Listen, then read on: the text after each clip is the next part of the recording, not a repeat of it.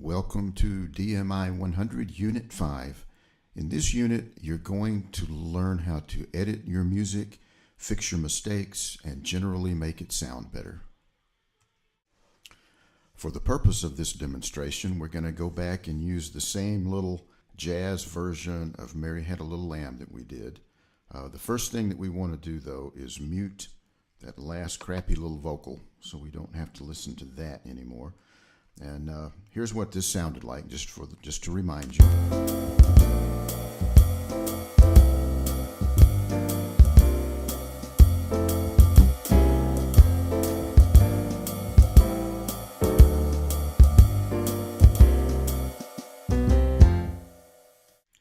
And now it's time to start editing. The first thing we're going to learn is how to edit software instrument parts. You'll see right now I have the Classic Blues selected. That was a live recording of guitar. Let's go up and select the upright jazz bass so that it's highlighted. And then we'll go down to the lower left-hand corner and click on the pair of scissors. You know, in the film business, you cut. So edit is what we're going to do here. Click on that, and you have this whole new little screen that pops up down here. There's two ways to edit. You can use the piano roll, which looks a lot like that, or you can use the score, which actually shows the notes. For the time being, we're going to use the score editing, so we can actually look at the notes. I should point out that when you're editing, sometimes it's more convenient to use keyboard shortcuts than it is to actually use your mouse and your pointer. And the one thing I didn't point out in the last session was this funny little arrow pointing to the left that takes you back to the beginning. You can actually hit the return or the enter key on your keyboard and do exactly the same thing. And then to start and stop it, the space bar is the way to go. It's much easier than having to grab your pointer and move it down to there. All you have to do is hit the space bar to start it, the space bar to stop it, and then the enter key to return to the start. So we're going to solo the bass track so you can hear and follow along with it as we play. Watch the bottom of the screen and you'll see the playhead go over the notes as the bass plays.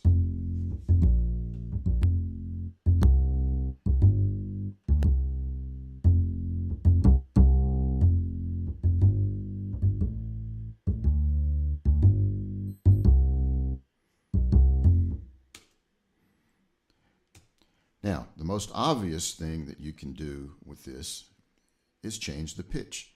Say if you didn't like this F, oops, you can simply move it up and down and change it to any note that you want to change it to.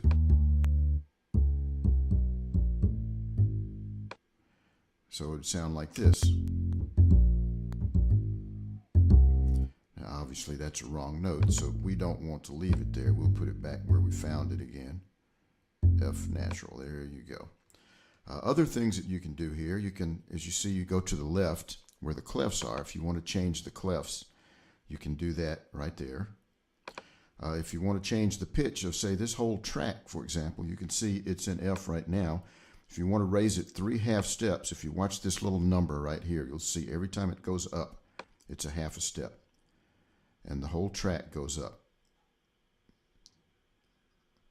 3/2 step up from F is an A flat. So right now it's an A flat. And it would lower it as well, however you want to do it. Now that's only going to change the particular track that we're working on. It's not going to change the pitch or the key of the entire song. Another thing you can change here is the velocity of the notes.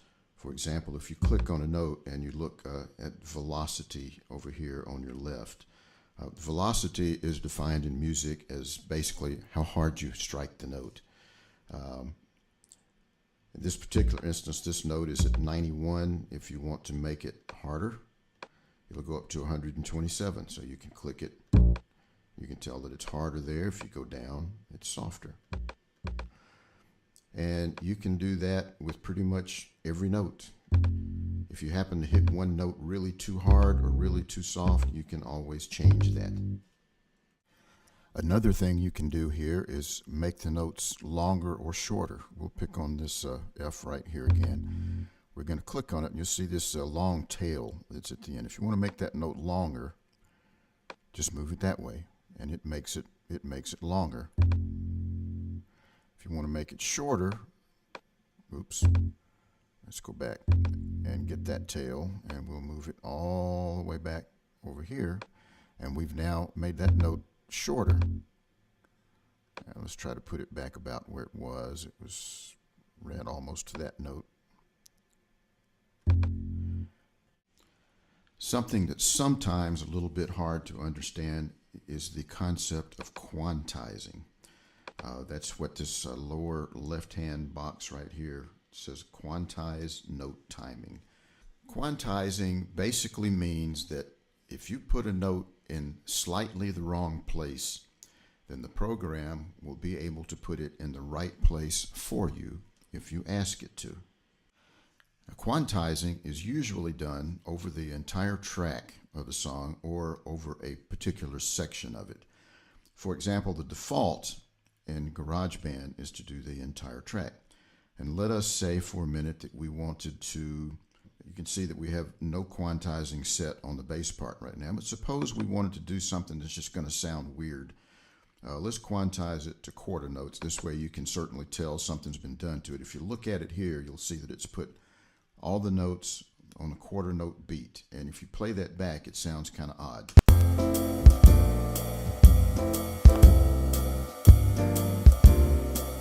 It's got all kinds of notes playing at the same time, out of tempo. We'll hit the return key and go back to where we started.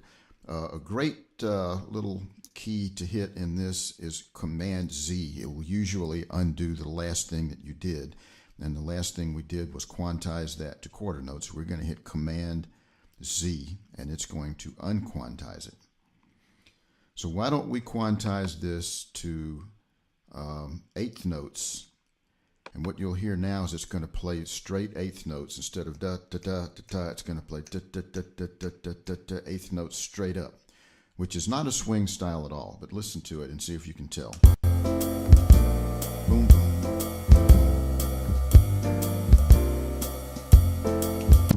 So we're going to undo that quantizing, and we're going to go all the way down to the bottom here, where it says 1/8, which is eighth note, swing heavy. And it's going to swing it for us. So see if you can tell the difference in this.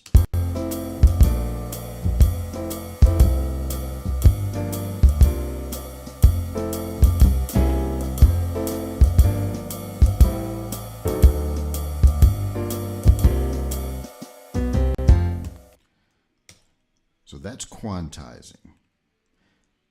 Now, if we wanted to quantize just part of these notes, what you would do is take your mouse and do this. And the notes that you cover in this little green section will be the ones that quantize when you do this over here.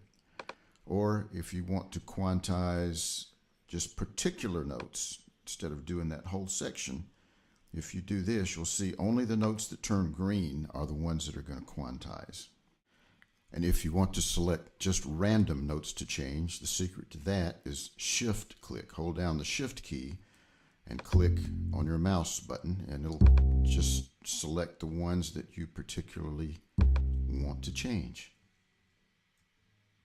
The one other thing that we can do here is add notes. You see here where it says insert eighth note. That's really easy to do. All you have to do is hold down the command key, and you'll see here where you can put notes in at will. It's something you want to play with a little bit because you have to put the notes in exactly the right place. But it's fun, anyway, to try and do that. That's the end of this video. The next video will be how to edit in piano roll.